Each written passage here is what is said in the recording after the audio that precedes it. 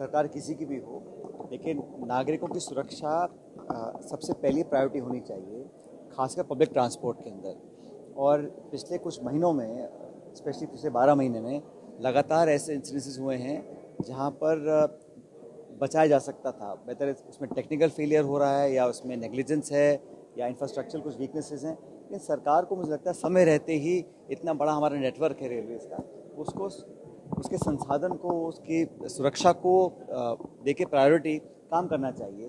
क्योंकि इतना बजट आवंटन होता है, अगर यात्रियों की सुविधाएं, पंक्चुअलिटी, सर्विस वो बात की बात है, लेकिन पहले उनकी जान माल की सुरक्षा बहुत अनिवार्य है। लेकिन तुरंत प्रभाव से, बजाय इसके कि पैसा व्यर्थ हम बर्बाद करें पब्लिसिटी में, मार्केटिंग में, बेहतर ये होगा कि हम उसको इन्वेस्ट करें ताकि हमारे यात्री सुरक्षित रह सकें। किसको? अब देखिए, ये बार बार जो है ऐसे मौके ढूंढना जिसका कोई वर्तमान या भविष्य में कोई बहुत ज़्यादा महत्व ना रहे, बेहतर तो ये रहेगा कि बजाय सिंबलिज्म करने के, भाजपा की सरकार केंद्र की हो प्रदेश की हो, हमेशा सिंबॉलिक बात ढूंढना।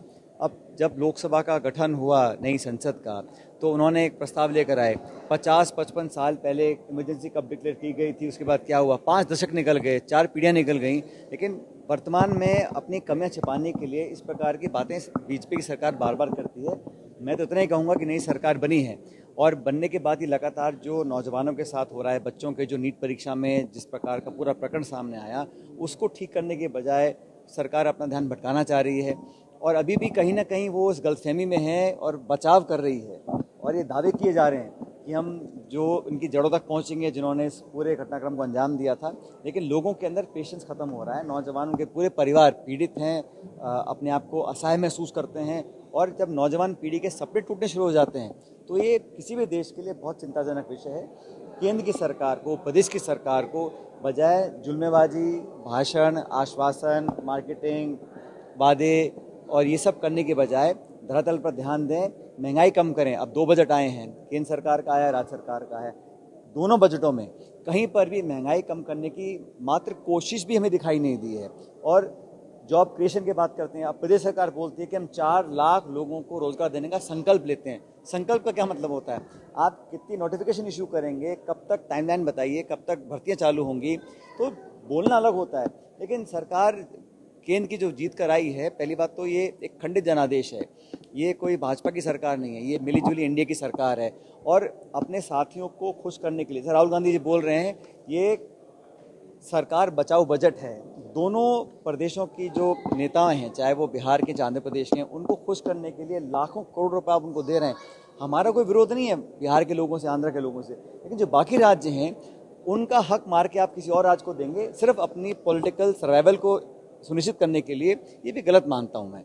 और राज्य सरकार का जो बजट था, जो चर्चाएं विधानसभा में हो रही हैं, कोई संतोषजनक जवाब कोई मंत्री नहीं दे पा रहे हैं।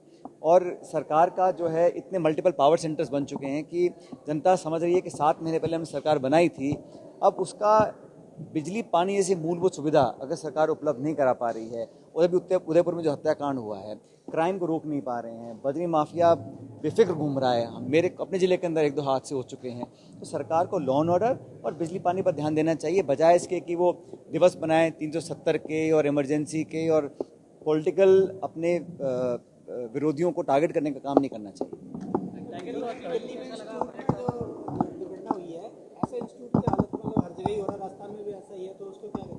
ये जो दिल्ली में हुआ है, एक तो जो विक्टिम हैं, नौजवान लोग हैं, प्रतिभाशाली लोग हैं, जो अपनी गाड़ी कमाई खर्च कर कर, मेहनत कर कर अपने जीवन में कुछ करना चाहते थे, उनके सपने, उनके परिवार के सपनों को ध्वस्त किया गया है।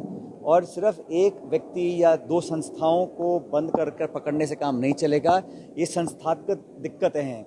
और राजस्थान के अंदर भी जहाँ जैसे इंस्टीट्यूट चल रहे हैं, जहाँ पे नियम कानून का उल्लंघन हो रहा है, और खासकर नौजवान, इतना दुख होता है हमें पढ़ते हुए, जब बच्चे सुसाइड कर लेते हैं, या उनके सपने टूट जाते हैं, या उनके पेपर लीक हो जाते हैं, या इस प्रकार के हॉस्टल में जहाँ रह रहे हैं उनकी कोई सुविधा नहीं मिलती है। सारे नियम कानून रेगुलेशंस को ताक पे रखकर सिर्फ कुछ पैसे कमाने के लिए जो अधिकारी, अफसर, प्रशासन, नेता जो भी हों, अगर इस प्रकार के लोगों को संरक्षण भी दे रहे हैं, तो वो उस जुर्म के उतनी भागीदार हैं। इसलिए इन पर तो ऐसी कार्रवाई करनी चाहिए। और मैं राज्य सरकार को मैं कहना चाहता हूँ कि इनको एक ऑडिट करना चाहिए कि कैसे व्यवस्थाओं में हमारे बच्चे रह रहे हैं, पढ़ रहे हैं, खा रहे हैं, और उन लोगों को कम से कम बेसिक स्टैंडर्ड देने, मैं समझता हूँ कंपलसरी करना चाहिए। खासकर चाहे वो कोटा है, सीकर है, जयपुर है, जहाँ बहुत सारे हज़ारों लाखों बच्चे पढ़ने आते हैं। तो इससे पहले इस प्रकार की और घटनाएं हों, हमें इससे सीख लेकर उचित लोगों को जो दोषी पाए जाए उनको दंडित करना चाहिए, और भविष्य में इसकी पुनरावृत्ति ना हो, इसको रिपीट ना हो, इस सरकार को सुनिश्चित करना चाहिए। आज मैं जहाँ ये प्रदर्शनी देखने आया हूँ, मुझे इतनी खुशी है कि इसमें निःशुल्क लोग एंट्री कर सकते हैं, और खासकर जो नौजवान हैं, स्कूल और कॉलेज के जो छात्र छात्राएं हैं जिनको रुचि है वाइल्ड लाइफ में, टाइगर में, क्योंकि टाइगर इस देश की शान है और बड़ी मुश्किल से हम लोग इसको कंट्रोल कर पाए हैं। तो एक्सटिंक्शन की कगार पर हम लोग पहुंच गए थे। तो ये एक इस प्रकार की प्रदर्शनी से लोगों के अंदर अवेयरनेस फैलती है, उत्सुकता जागती है, और जो यंग टैलेंट्स हैं, चाहे वो पेंटिंग हो, चाहे फोटोग्राफी हो, यंग लड़के लड़कियां शहर के, प्रदेश भर के यहाँ पर आएँ। और मैं धन्यवाद देना चाहता हूँ सभी ऑर्गेनाइजर्स को, जिन्होंने लगातार छठे साल ये टाइगर डे के उपलक्ष्य में इस प्रकार की एक प्रदर्शनी का आयोजन किया है, सब लोगों को यहाँ बुलाया है। और सबसे अच्छी बात मैंने कहा ना, निःशुल्क है, लोगों को प्रोत्साहित किया जाता है। अच्छी एक कमेटी है जो जज करती है विजेता कौन होंगे। और मैं खुद समझता हूँ कि जितना ज़्यादा आजकल बच्चों को मोबाइल, लैपटॉप, आईपैड, टेलीविज़न से फुर्सत नहीं है, तो वो नेचर में जाएंगे, अपने सराउंडिंग्स को समझेंगे, अपनी इकोलॉजी को समझेंगे, और इस खूबसूरत जानवर को हम लोग कैसे आगे भविष्य में प्रिजर्व कर सकते हैं, ये जानना बहुत ज़रूरी है। करीब 7 महीने से राजीव गांधी युवा मित्र और कई ऐसे युवा बेरोजगार हैं जो यहाँ तो धरने देने की परमिशन वापस ले दी गई है, तो जिन लोगों की नौकरी छीनी है उनको न्याय मिलना चाहिए। और मैं तो हमेशा कहा है कि अगर आप किसी को नौकरी नहीं दे सकते हो तो जिनको दी उनको छीनो तो मत।